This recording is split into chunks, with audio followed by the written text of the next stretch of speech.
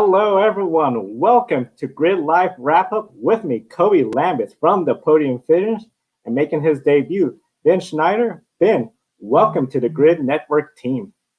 Thank you, Joe. It's an honor to be here. I really appreciate the opportunity to come on and wrap up the Daytona 500 with you guys.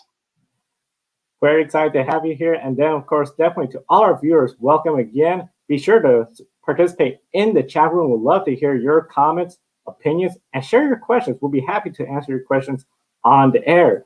Of course, the Daytona 500 ended a little bit past midnight after a 5-hour rain delay. We have plenty to talk about, especially the big upset winner, Michael Mcdowell, his first career win. He is now in the playoffs. Front Row Motorsports in the playoffs for the first time since 2016 when Chris Buescher got a win at Pocono. Along with his win, 5 playoff points, he's in the All-Star race. McDowell was in the right place at the right time when the Penske drivers wrecked, fighting for the lead on the final lap. How big of a shakeup is McDowell's victory?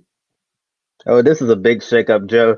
I mean, look at this. Michael Mcdowell and Front Row Motorsports are in the playoffs, and this is going to be huge for the organization moving forward. It gives them an opportunity to potentially get more factory support from Ford Performance down the road in an effort to get Michael McDowell on the right path to compete for a championship. And also another thing that's working in Michael McDowell's favor, still got 3 super speedway races left in the year with both Talladegas. And then the Daytona at the end of regular season. Yeah, he's always been a solid super speedway racer. And also all of the road courses we have. Michael McDowell is a really good road racer, especially when you consider his background in open wheel and sports car racing. So Michael McDowell could be a threat on the road courses as well. Probably not as much in the drive because of the equipment that he's in at Front Row Motorsports. I think Michael McDowell could still definitely on a road course in dry conditions, he could definitely get a top 15 finish. But if it rains at any of those road courses, I think Michael McDowell could definitely be a threat for the win.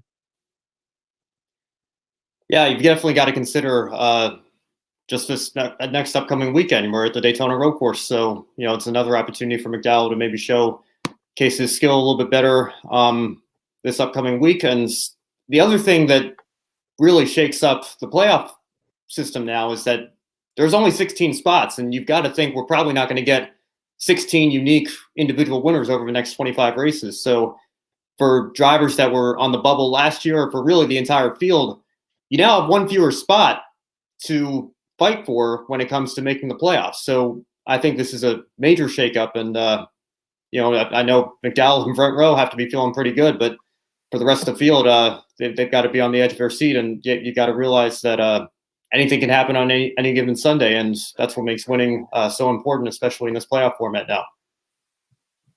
Very great points, and definitely encourage everyone to participate in the chat room, especially Sports Junkie. Thank you for those comments.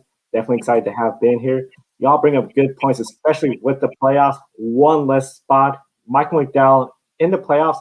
This could really just be a big breakthrough for that team. And of course, now, besides the road courses we know they're really good at those oval tracks, I wouldn't be surprised if they're running along and they're going to try to put themselves to get stage points, first and second stage especially. Even if that means, okay, they're going to lose some positions on the restart, maybe not contend for the win, but they know usually they don't have a car that could compete for a win. So it's really going to be interesting to see how everything turns out. Now, of course, 1990, Derek Cope won on the last lap pass. His first career win. He won in Dover, finished 18th in the points that year. 2011, Trevor Bayne. He was with the Wood Brothers when he won the 500. They were not running a full season. Now, 2021, Michael McDowell with the 500 win in the playoffs, 1-16 going for the championship when there's 10 races left. Is this the most significant upset winner of Daytona 500 to date? It's definitely up there. I think back as well, Michael Waltrip winning in 2001, I think 0 for 462 before that, finally getting the win with Dale Earnhardt Incorporated. But when you look at his team, DEI, you expect DEI to be up there. It was his first race with DEI. He had the equipment and he found himself in the right place at the right time and had a great car underneath him. And similarly, Trevor Bayne, it was only his second ever Cup start. But again, the Wood Brothers, one of the most historic teams in NASCAR, a team that you're not necessarily surprised to see running up front, maybe a little bit more in 2011, considering they had scaled back to a part-time schedule at that point. But when you take a combination of Michael McDowell, a guy who's been in NASCAR for over a decade, and it wasn't that long ago, was starting parking, just trying to keep his career going, and also factoring in Front Row Motorsports, who, again, similarly, it wasn't that long ago that they were running unsponsored Dodges and failing to qualify far more often than not. And to take the combination of driver and team and go out and win the biggest race of the year, it's definitely up there with some of the biggest upsets in the history of a Daytona 500. You brought up an interesting point right there, Ben, about how Michael McDowell had to start in part to keep his career going, and look where he is today. Went from starting in parking to keep his name out there in hopes of getting an opportunity to continue racing NASCAR. And many years later, Michael McDowell is a winner of the Daytona 500. And it's really crazy how all of this has happened. You know, like 10 years apart, with 2001, Michael Waltrip, 2011, Trevor Bayne, 2021, Michael McDowell, and now I'm going to mark my calendars for February 2031, because I'm sure we might see another upset winner when that happens. And definitely, this is quite an upset win and a massive victory for the underdogs, with Michael McDowell and Front Row Motorsports going to victory lane. A massive upset victory. Of course, a lot of people for Michael McDowell, his first win, to go from somebody nobody was really talking about before the Daytona 500 to the driver everyone wants to talk to after the race. Huge moment for him. Here's what Michael McDowell has to say about that last lap and the win. Yeah, I mean, to be honest with you, I had a plan before the race started, and you never know if you're actually going to be in position to execute that plan, because there's so much that can happen, right? I mean, you can get in the big one early on, and so having a plan is great, but it doesn't always work out. But yeah, I had a plan, and as it wound down to the last 10 laps, I was in a pretty good position. Not exactly where I wanted to be. And then we got a little bit shuffled, and I think Cole, the 41, made a move, and we were able to, Brad and I stay together, and I was in the position I wanted to be in coming to the white flag. And my plan was to push the 2 the entire lap until coming off of 4. And when I came off of 4, I was going to try to do his outside or inside, but my plan was to stick with the 2 because I knew he was going to go for it. I knew he wasn't going to ride there, but I also knew he wasn't going to pull out with 3 laps to go and try to get side by side with Joey or Kevin Harvick. And there was other Fords up there. So I felt like if I could just stay on his bumper, that would give me the opportunity when he did make the move to hopefully, make a hole and make something happen. And the hole happened on its own. I mean, I can't even tell you what happened. Brad and I pulled down with a run, and next thing I know, Brad was turning right, Joey was turning left, and I went right through the middle of it. And, I looked in my mirror and I saw Chase Elliott with a run, and I went up there and blocked him as fast as I could. And we made a little bit of contact, and just, I didn't see anything else from that point. It's just kind of a blur from there. Kind of a blur from there, as he said, a lot going on. Now, of course, the winning crew chief, Drew Blinkensurfer, won the 2009 Daytona 500 with Matt Kenseth. Since 2010, he has experienced up and downs in his career as well. Here is Drew's take on winning the second Daytona 500 of his career. Races like leading up to the end of the season. So I had like a 4 or 5 win streak. We were winning all the time with Carl Edwards. We won with Matt in the 500. We won the next week in California. It was like, man, this winning thing, it comes pretty often, right? Like everything's going good, and then it doesn't happen. And then, the 500 with David Reagan, we get black flagged, and Trevor Bayne wins it, and we were lucky enough to come back in the July 4th and win it. And I always said, if I get that chance again, I'm gonna soak it up a little bit. And I sat on the pit box when it was over, and I was pretty sure we won, but I didn't want to think about it. The guys are celebrating, and I thought, man, I don't want to think about this. What's going to happen? And then when I got off the pit box and they said 34 to victory lane, to be honest with you, I was tearing up. It was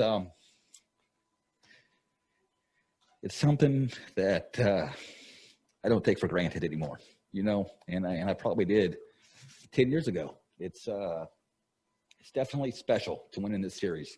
So it's going to be enjoyed. That's for sure. Now, of course, being in the playoffs, the team has a chart. They're locked in every race. Front row, not exactly a weekly contender. Of course, we talked about the road course, especially if it gets wet, it could go for wins. For Michael McDowell and Front Row Motorsports, does this change our approach for the rest of the season? Maybe trying to use strategy to especially get those stage points when they know the win might be a little bit out of reach?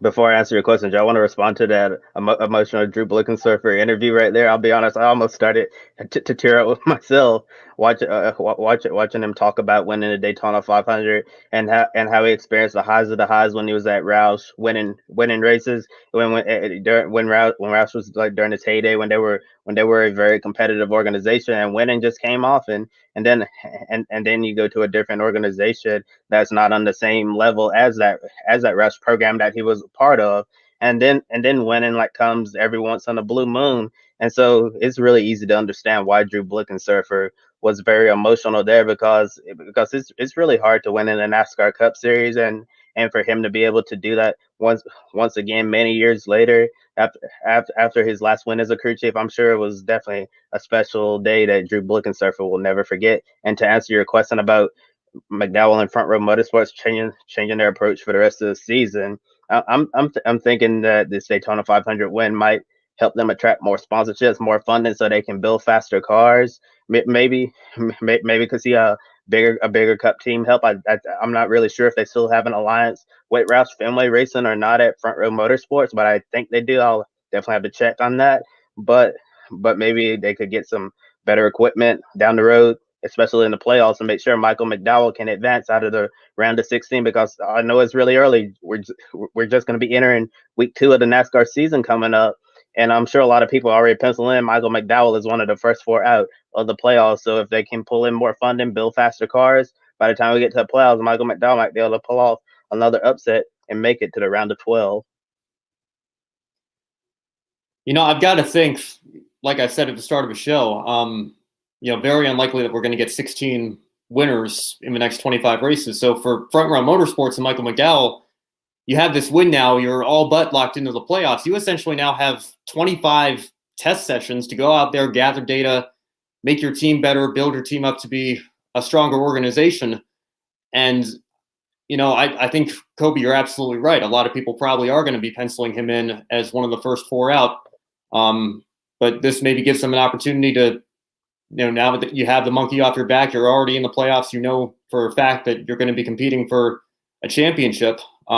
Gives you the opportunity to try different things out and maybe learn more about your setups, your cars, and everything.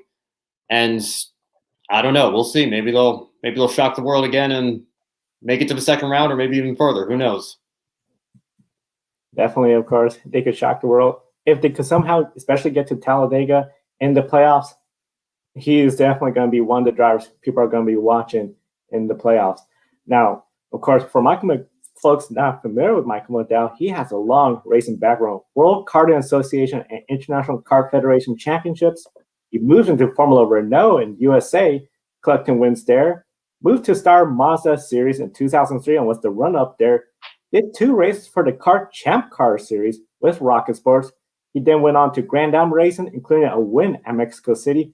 ARCA, second in the points and Rookie of the Year 2007. He joined Michael Waltrip Racing in 2008. Of course, that infamous crash.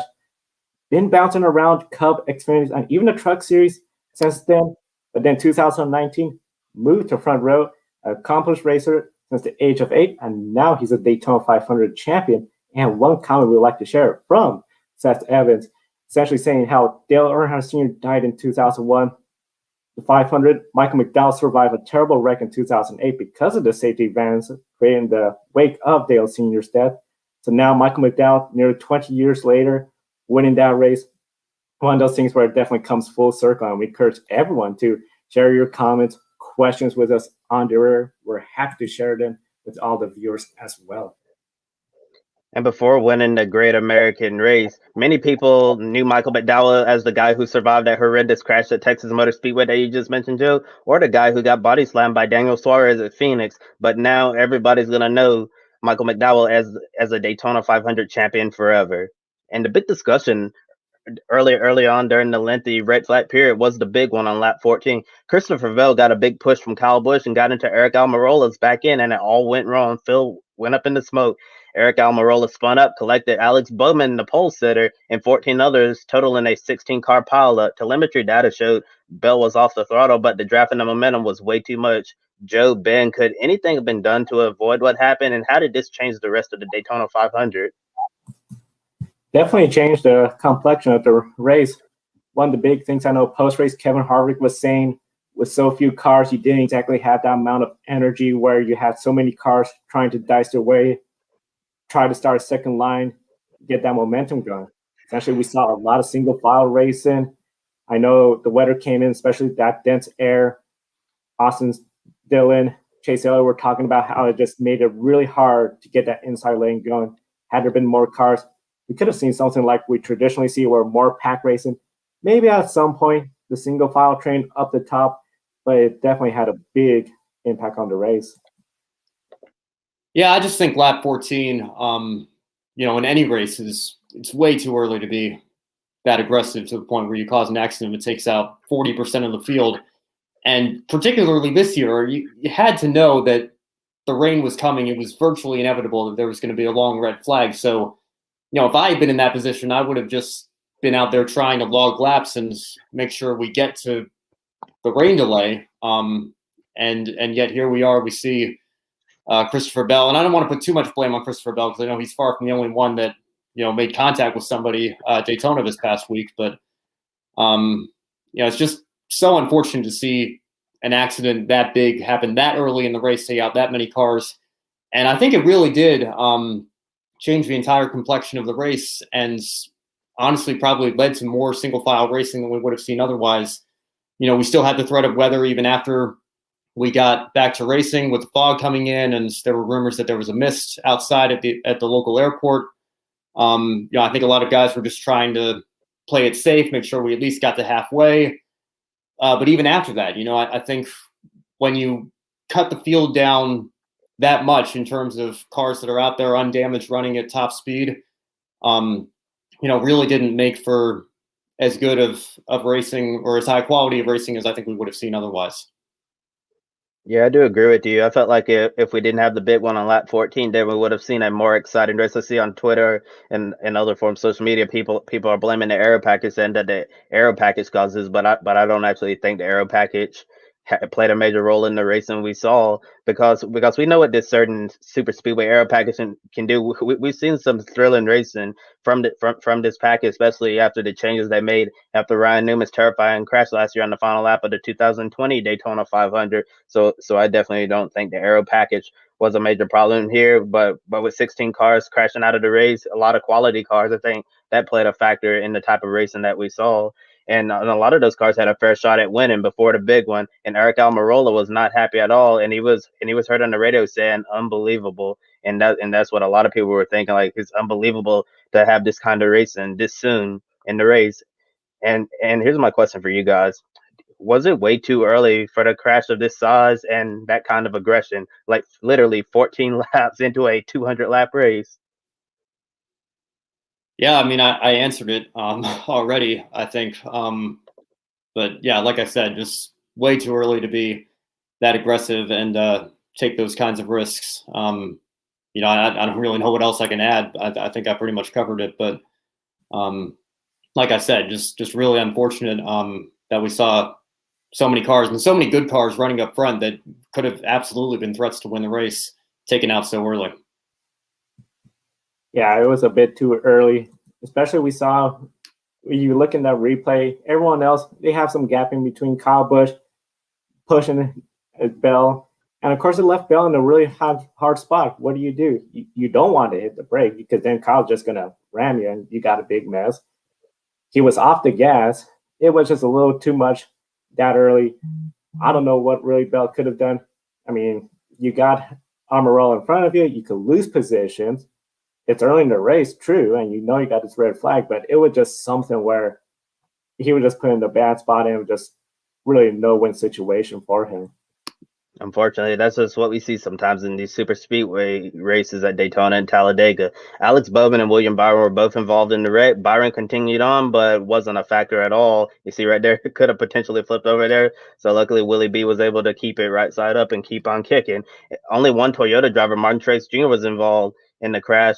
But overall, it was just a tough break for everyone involved because it really changed the entire complexion of the remainder of the Daytona 500. Yeah, so Kobe, like you were mentioning, after the crash, we really just saw a lot of single file racing once we got back in the rain delay and got back under green. There was a little bit of strategy, I guess, with the pit stops and manufacturers working together and all those kinds of things. But Kobe, Joe, I want to ask both of you, just overall, how would you rate the majority of the race that we got to see once we resumed under the lights and what we saw from the aero package? Overall, the race, it sort of reminded me of something you would see, especially 1994, 95, 96, where handling became an issue and you had single file cars. They didn't go up to the wall like you see, but a lot of times you would have 3 to 4 cars in a line, control the race, a little pack here and there in the middle, but overall, nothing too crazy. It was, of course, once we had pit stops, everyone got jumbled up, or a restart, you had the big pack. For me, it was an all right race. I know just something where, especially with this aero package, what we've seen at Talladega and Daytona the last few years, it was really not the same result as in the race overall, the single file for the majority. I mean, if we didn't have stage breaks, I think we'd be talking about a really long race of just single file racing.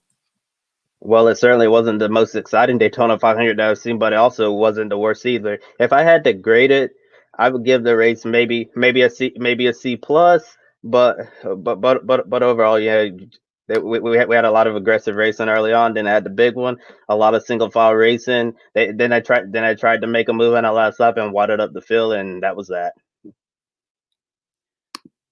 Yeah, so one thing that we've seen with this aero package, particularly the last couple of years, is that it does allow drivers to produce big runs, and we saw that that was the problem during the ARCA race. It seems like it's almost impossible to get a run on the leader, so you want to be leading on the last lap. That's certainly not the case in the Cup Series, but much like last year, I don't know about you guys, I know my heart certainly stopped almost as much as we did when we saw Ryan Newman's accident, because it was just an absolutely horrifying scene to see the massive fire and all the carnage that we saw going into turn 3 on the last lap. You had Brad Keselowski and Joey Logano get together. Keselowski hard into the outside wall, and then he gets T-boned by Kyle Busch. And the fuel cell we're thinking it's the fuel cell from Keselowski's car likely got ruptured, which caused the massive fire. And we've got to be thankful that everybody was all right. But to have another vicious crash with this aero package resulting from, a push or a block or whatever, you could say it's a product of super speedway racing, but it is kind of hard to deny that here we are 2 years in a row and we have a massive accident on the last lap. And I believe we have video of Michael McDowell giving his opinion on what he saw from his point of view on the last lap. So take a listen to this. I definitely was pushing Brad. The last lap, you just lock bumpers and push as hard as you could. But Brad and I had a good run, and I gave him a shove, but we actually got disconnected. And thankfully we did, because it's when we got disconnected, and I didn't see how Joey and Brad got together, but it's when we got disconnected that the contact was made, and that gave me a little bit of a gap to get through. Otherwise I would have been right on the 2. And the way that these runs work, sometimes when you hit a guy, you kind of push him out a little bit and you get, detached from him. And Brad and I had a great run, and I was on his bumper, and then he pulled down and I got a little bit detached from him, and then him and the 22 got together. So I've only seen the replay once. But it doesn't, I don't know. You guys would have to tell me. I'm not sure what it looked like. So, Joe and Kobe, with everything that we talked about, everything that we've seen, not just on Sunday, but in previous super speedway races with this package, do you think there needs to be a change to the package going forward? And should we see a different style of racing when the next gen car is unveiled next year in 2022? Oh, yes, I definitely support the idea of a new package. One of the things, just it seems very often with NASCAR, even when it was the restrictor plates during the Winston Cup era, they'll be tweaking here and there with the spoiler size, the restrictor plate size. There's never a permanent package. Going into the brand new car, definitely they're going to have a different package. As for the rest of this year, I would totally support the idea of NASCAR looking to something where, whether it's doing something with that really big spoiler they all have in the back end, maybe something with the horsepower, or maybe even something with blocking. Of course, there's no doubt that blocking is very much a contributor to a lot of wrecks we've seen in restrictor plate races. So it's something where I do support the idea of NASCAR looking to making some sort of changes for the super speedways.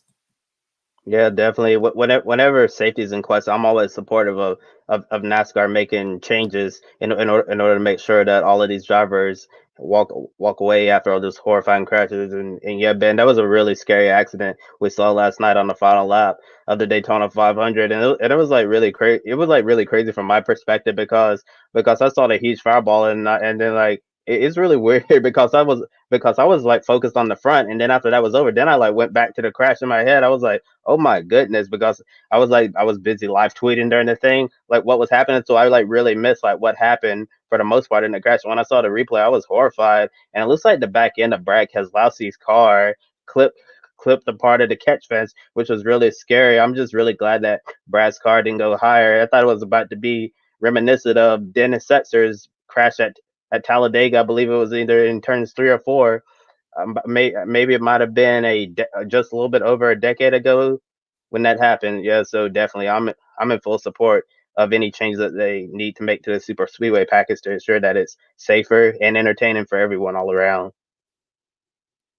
Yeah, I think Setzer's crash was a 2010 nationwide race, and ironically, I think Keselowski might have been the winner of that race. I don't know for sure off the top of my head. He's definitely running the full schedule at that point, but yeah, very, very scary accident for sure. Well, we got 2 more races at Talladega this season, and of course the regular season finale at Daytona on the super speedway tracks with this style of racing. So we know we've got at least 3 more races like this to look forward to. And one driver who's got to be looking forward to those races in particular has to be Denny Hamlin. Of course, Denny was going for his 3rd Daytona 500 win in a row. He did get a top 5 finish, and just an incredible run at Daytona for him. It's his 8th Daytona 500 top 5 finish in the last 10 Daytona 500s, but couldn't quite break through for the win. So I guess we'll pass it off to Kobe now to talk a little bit more about Denny's quest to go 3 in a row. And Joe, I think we have a comment from a viewer. Oh yeah, Humphrey Dink, I really appreciate you for watching again. You said they need to penalize excessive swerving and chop blocking with special scrutiny paid to on the final lap in green white checker. Joey, you thought Joey Logano in particular was too aggressive. Yeah, definitely looked like Joey threw a late block there, and we all know how Brad Keselowski feels about late blocks, and I believe Joe and I talked about this last year, several months ago on Grid Tonight, I believe, talking about the open wheel rule on ovals where you get penalized for blocking. And we discussed, is that a move we need to see on the super speedways and NASCAR? I'm pretty sure that rule would not make a lot of fans happy, but it's definitely something that you can discuss and look at it from both sides. And Ben, you were talking about Denny Hamlin. Yes, he was looking for 3 in a row at the Daytona 500. Denny drove a smart race early on, falling to the back and bailing out of the lead pack, or what I like to say, the hornet's nest. Shortly afterwards, the big one on lap 14 took out many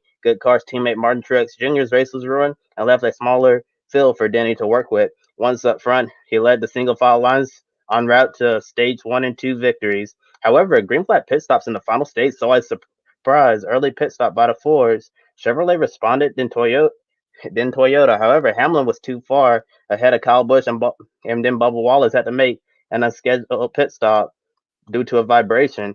Denny Hamlin lost the lead pack, and the pack that was coming behind him had way too much energy and momentum, and Denny fell behind a lot of the Chevys and Ford.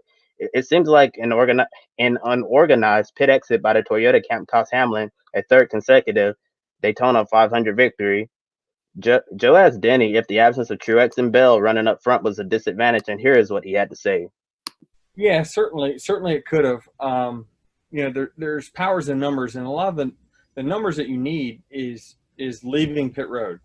I can't tell you how much slower. I mean, I think it's like 2 seconds that your car is slower just leaving pit road all the way to the start finish line if you don't have anyone behind you. And I don't know if the 18 didn't have a great stop or what. I'm not sure why we got so far apart on pit road, but we came out 30 lengths apart, and I guess in hindsight, I probably should have just backed off and got back there to him quicker so we could make up the difference. But we were going to have to hold off 10 cars. The Fords and Chevys had already formed up. We were too late to pit, and it just didn't work out. We just didn't have the numbers to get up to speed in time. Well, we got up to speed in time. It was just before everyone else got to us, and so we got freight trained. So this was certainly one of the few 500s that, we were helpless because of our numbers.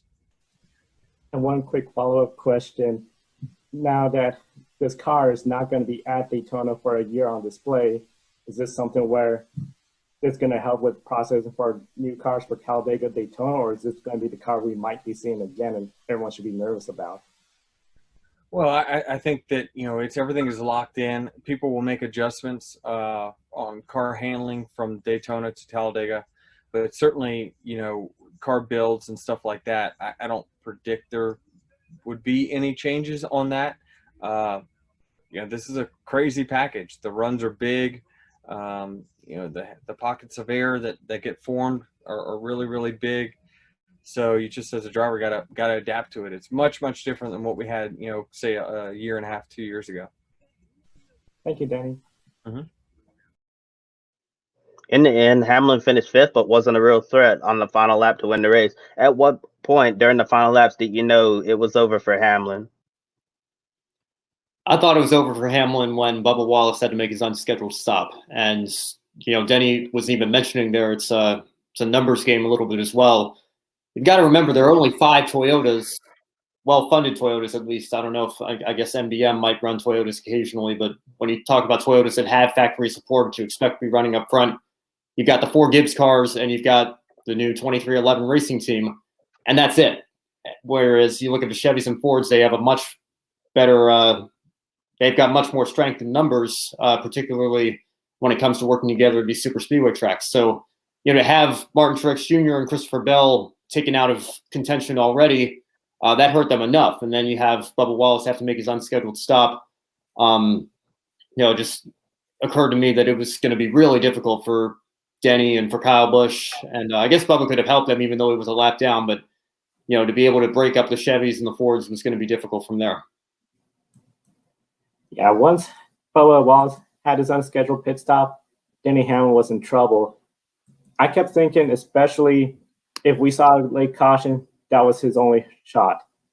Once that big crash happened on the last lap, I know I was just so tuned into the crash, 3 wide for the lead, where you got McDowell, Chase, and Austin. I didn't realize the caution had came out, and I kept thinking, there's 3 wide, there's Denny. He might have it. Oh, it's under caution. Well, now it's over. But realistically, once Bubba had a trouble, he was way back there by himself, couldn't get anybody else going with him. I thought he was in big trouble.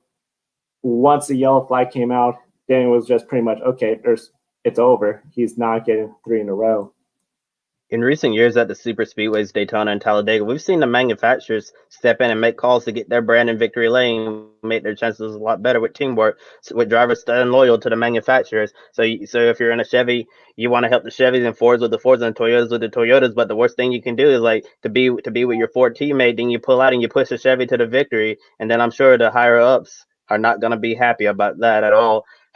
However, a lot of people believe that manufacturer loyalty is limiting the driver's willingness to make a move. In your opinion, are the manufacturers starting to dictate too much on what happens at the super speedways? And is that healthy for super speedway racing moving forward? That's a really interesting question. I know the manufacturers, they'll love to see, domination out on the track, win on Sunday, sell on Monday. I recall Talladega when Stewart-Haas Racing just dominated that race up to the very end where Aric Almirola still got to win. We know that the manufacturers were all calling their drivers in, making plans, making orders of how to control their race, try to get somebody within their manufacturer to get the win.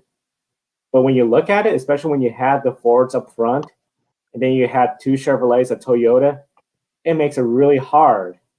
The two Chevrolets could step out of the line, but if that Toyota doesn't go with them, the Chevrolets fall back. Then you just had the Fords, some Toyotas. One of the things I kept thinking was, especially when we saw it was about a 1.7 Chevrolets, when were they going to make the move? But one of the things that they had talked about before and turned out to be somebody we're all talking about now, they all knew the last time they all tried to make a move, Michael Mcdowell, he came down, blocked the run, and look, Michael McDowell, he's the driver we're all talking about today. Yeah, I mean, it's always frustrating whenever the subject team orders comes up in motorsports. But now we look at the super speedway races the last few years, and you're really starting to see manufacturer orders. All the Chevy teams having to work together, and all the Ford teams and Toyota teams having to work together. I think back to when the tandem drafting was really popular around 2011, and I think one example that I can think of off the top of my head, Tony Stewart and David Gilliland really enjoyed drafting together and wanted to work together in the draft. But by the time the summer Daytona race came around, Ford had kind of put their foot down and said, we want our drivers to only work with other Ford drivers. And it kind of messed up their plans a little bit. So, I think from that perspective, it's definitely got to be frustrating for drivers, especially when you get down towards the end of the race. You sometimes hear the commentators say your friends are where you find them if you want to have the best shot of winning the race or getting a good finish. I would like to see drivers kind of have more freedom to work with whoever they think the best drafting partner is going to be, or whatever is best suited for the position that they're in. Yeah, definitely, and also I think when something like the Daytona 500 is on the line, you're gonna go out there and do what you have to do so you can win the Daytona 500, not your Ford teammate. I believe it was Joey Logano. I think it might have been last year or a couple of years ago when it was involving Joey Logano and Michael McDowell, which is really ironic now. I think it was Michael McDowell who didn't give Joey Logano the push that he needed to be in contention to win the Daytona 500, and I think those two weren't really happy with each other. I believe McDowell also made a comment saying that he's out there to win for himself, or I believe that's what he said, but don't quote me on that. I'll have to go back and check on that. And on social media after the race, a lot of fans voiced their disapproval, and also during the race voiced their disapproval of the way it played out. It appears to be the perfect storm of an early big one, manufacturer orders, safe single file racing, and the long delay. Yeah, so I guess we should talk about the rain delay a little bit. Very reminiscent of last year. The rain delayed the race for over 5 hours. And thinking back to last year, the race really didn't even get a chance to get going. I think Dale Jr. was right about to wave the green flag before the first shower came in. They were able to drive the track fairly quickly, got about 20 laps in, and then had to call it and come back on Monday afternoon. At least this year, we got to see a finish under the lights after a long rain delay, but you still had the threat of weather with the fog coming in. And, anytime this year, anytime any part of the year during in Florida, you've always got a threat of a pop-up shower appearing out of nowhere. So there's a major debate on social media right now. A lot of people very vocal saying they'd like a noon start time or a 1 p.m. start time to maybe give NASCAR a little bit more of a window to get the race in. And, obviously you can't predict the weather, but it seems that storms in Florida tend to happen in the mid to late afternoon more often. So if you start the race in the early afternoon, it gives you a better chance of getting it in. But then you've also got to factor in what NASCAR wants and what the TV partners want. And a noon start on the East Coast factors into a 9 a.m. start out west. And, you've got viewers in Alaska and Hawaii that are even going to be a little bit further back on time than that. And Joe, you grew up in Alaska. I want to ask you, would the early start times make a difference to you and your likelihood of being able to watch the race? And to both of you, should NASCAR reevaluate the start time for the Daytona 500 going forward? So one of the things growing up in Alaska, everything starts really early. Of course, it's 1 hour behind Pacific time. So I know I was trying to talk about, do you want a noon time? Well, that's 8 a.m. in Alaska. Being a motorsports fan, motorsports enthusiast, for me, it was not an issue. It was like, I will be up. And in fact, even later on, it became more of a fun, breakfast Daytona 500 party. That was one of the big things. It was really weird to be in the East Coast and it's like, oh, Daytona 500 is much later. But for me, I feel overall it would be a big difference. But the question is, when it comes to the diehard fans and then the casual fans, are we really doing anything better if we had these Florida weather storm situations and then a long rain delay? I can only imagine there's viewers out there that tuned in. They're pretty excited. They saw 14 laps, a big crash. Here comes the rain. They probably changed channels, did other things. If they had a driver that they picked and they were not in the race anymore, well, then they may not stick around. So I think this is something for NASCAR to reevaluate with the Daytona 500, especially. Yeah, and I know television, the broadcasting partners dictates all the times and stuff. And looking at the weather earlier in the day at Daytona, I think it would have been beneficial, like during the pre-race start time, a few hours before the race, all that time they had, they could use that as insurance. If they saw that bad weather was coming, they could move up the start time closer to 1, and they would be able to.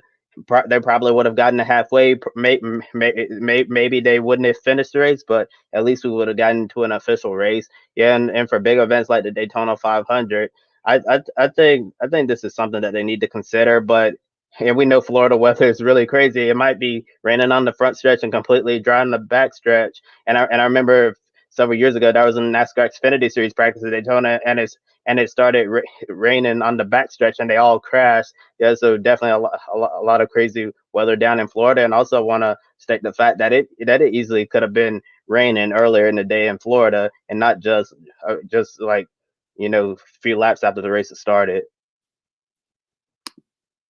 Yeah, I've got to say,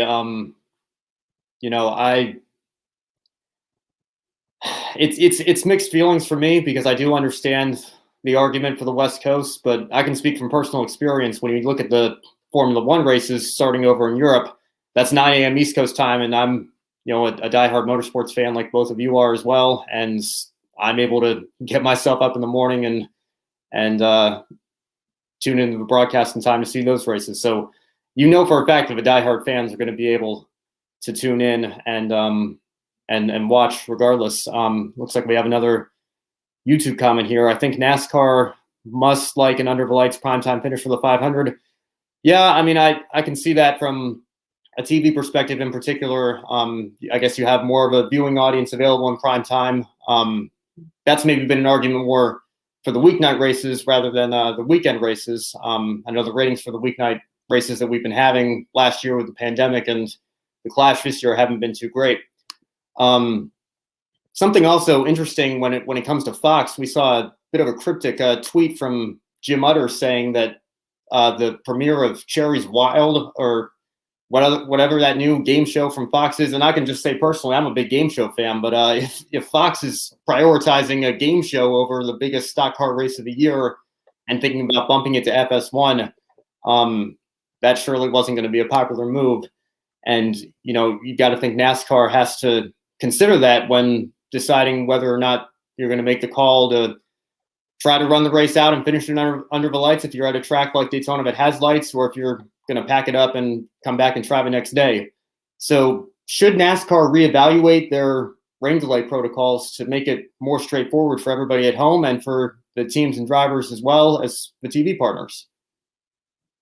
Well, one thing I would like to see go away is that 24-hour policy that they have in place, where like up to 24 hours before the green flag, that's when they'll make a change. I like to see it be shortened, maybe about 6 hours before a green flag they can make changes, because if the weather forecast is looking bad around start of the green flag, maybe find a way to go on earlier. I understand, like with TV and all of that might be difficult. Maybe start a part of the race streaming on NASCAR.com or something if they had the equipment set up for that. I remember before the pandemic, during the NASCAR on Fox portion of the season, they streamed a few practice sessions early on during the year on NASCAR.com, and I wonder if push came to shove that way, would they be willing to stream the first part of the race on NASCAR.com for everyone to see? I'm not really sure if that's possible though.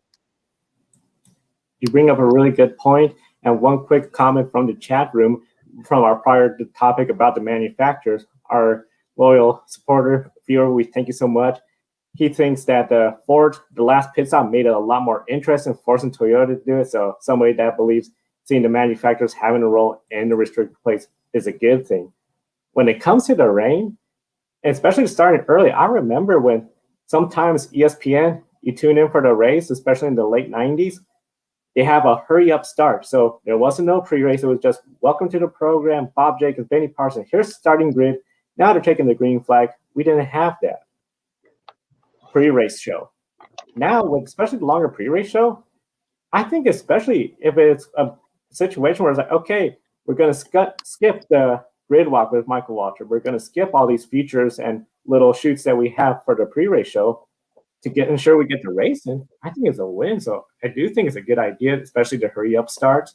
When it comes to making it where we know going into a rain situation, okay, this is the plan. It is good in the sense it's like, for example, we're coming back in 1 hour. We'll let you know what's the latest update. Check back every hour. The one thing though, as soon as a viewer changes the channel, they get drawn to something else. The casual fan, will they come back in 1 hour? It's really something where I do think something more straightforward for the fans would be a big win overall, but it might be something where it could lead to just viewers going away. All right, so now that we've had 24 hours, not quite 24 hours to react to the race and the finish and everything, if you're in a leadership position in NASCAR, how do you evaluate what we saw last night with the Daytona 500? Definitely, if I was in charge of NASCAR, the way everything went last night, I think some of the things I'll be looking at is some of the positives, especially when it comes to the safety aspect. We had a horrible crash. Definitely be asking R&D, race development, look into the crash, see what we could do if we need to make more safety advancements. As well as the aero package can't hurt. We have 3 more restricted plate races. Rain, that's something where I think that's going to be a big discussion with the partners, the teams. Could we do something a little bit better? Second year in a row, the Daytona 500 has a big rain delay. Last year, of course, went to Monday. This year, a lot of folks thought it was going to be in Monday. Heck, even Fox, they said, well, we recorded our parts just in case we have to tell you, see you the next day. I think it'll be a big win for that to be reevaluated, make a new plan going forward. But definitely, I think for NASCAR overall, it's just so much on their plate, plus the pandemic. There's a reason why I'm not in NASCAR leadership role. Yeah, and if I was in charge of NASCAR, I'd be happy by everyone's hard work to get the show in, because I'm sure a lot of people, including myself at certain points, I didn't think we were going to get the Daytona 500 finish, and we got the entire race in, which was absolutely fantastic. On the other hand, I'd be disappointed about one big thing, being able to attract new fans. I'm sure there were a lot of first-time viewers excited to watch their first Daytona 500, just curious about NASCAR in general, and with the late start time heading into a primetime hour, that was a good opportunity for people to turn on their local Fox station and catch the race, or anyone who's interested in NASCAR who haven't really paid attention before. And as we're seeing, a lot more people have started to watch NASCAR, especially with all of the progressive changes that took place last year, and to only run a small handful of laps, and then go on a rain delay for the like 5-hour period or however long it was. It makes you wonder, where did those potential new fans go? Did they stay tuned in and come back later for the end of the race? I haven't seen the broadcast numbers yet. I don't think they're out, but I'm sure when they do come out, we'll talk about it on Grid tonight. But right now, I'm a little concerned what the broadcast numbers are going to look like. Yeah, so a little bit of a different format for Speed Weeks this year. Normally the Clash and Daytona 500 qualifying end up happening the week before the Daytona 500. This year, Speed Weeks kind of became just one Speed Week, as everything was condensed, kind of one thing happening night from Tuesday to Sunday night with the Daytona 500. So how would both of you assess how this year's Speed Weeks went, with it really just being 1 week compared to past years?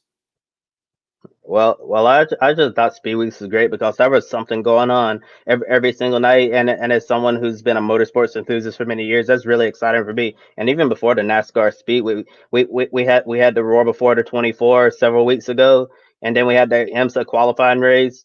And then the following week we had the Rolex 24 at Daytona. Then a 1 week break, the Super Bowl, and then on the Monday we had the Arca Menard Series East season opener at New Smyrna Speedway. And then Tuesday night, the Clash Wednesday night, Daytona 500 qualifying. Then the duels on Thursday, trucks on Friday, Xfinity and Arca doubleheader on Saturday. Then the Daytona 500. I thought it was just really good that there was something that you could watch every single night. And also on Track Pass, you had the option to watch all of the racing over at New Smyrna Speedway nearby. Yeah, it was really nice. You had something just about every night of the week, especially I feel in normal times, post-pandemic. It could be just a fun getaway, almost like a week-long celebration of the return of motorsports in the United States with NASCAR. Of course, you got the 24 hours of Daytona even a couple weeks prior. Definitely a great opportunity. Overall, especially with the rain, I think that might be something where, NASCAR might have to talk about, but having a speed week instead of speed weeks, as much as I like the speed weeks, the format, the tradition of it, I think Speed Week is a good idea and something that sounds good overall for NASCAR in the future. Yeah, it was definitely interesting this year. I had kind of forgotten about it until this week came up. I was expecting qualifying to be on Sunday, and then I looked at the schedule and I was reminded, it's not until the middle of the week this year. So definitely something to get used to. I understand a number of factors why NASCAR did it. But it'll be interesting to see if they keep it going forward. Indeed, and we encourage everyone to be sure to invest in the Grid Network. Visit our Patreon page. Colin, of course, has been a longtime Patreon supporter of us. Link in the video description. We're very transparent with your investment in the Grid ranking, and this helps us keep staying on the air throughout the 2021 year. Special thank you to all new subscribers on YouTube and followers on Twitter this past week. Saw a tremendous amount of growth. We thank you and welcome you throughout the 2021 year as we cover all motorsports, including Formula One, Formula E, IndyCar, MotoGP, Supercars, and the W Series this year. And if you have a dog, furry family member, get them goodies from Paw Bliss. They have everything from dog leashes, clothing, and accessories for dogs of all sizes. And 10% of your purchase goes towards helping homeless, sick, and rescued dogs, a great cause that we support. Wednesday, Grid Tonight, 6:30 p.m. Eastern. Thursday, the Women Racing to Win. Saturday, Grid Live Pre-Race. Please like and subscribe to the Grid Network on YouTube. For Ben Schneider, Kobe Lambis from the Podium Finish, I'm Joe Samaniego. See you next time. Joe Samaniego here. Want to invite you to go check out Paw Bliss. Paw Bliss is a dog clothing and accessory company based in Austria. 10% of each of your purchases goes to helping dogs in need, whether it's homeless, sick, or ill dogs. This is one of the reasons why we support it. Kiska here is a rescue dog from rural Alaska and our Grid office dog. We care about our furry buddies, and we know you do as well. Definitely check out pawbliss.com. There's a link on the video description, and by clicking on that link, you get a 10% discount on your purchase as well.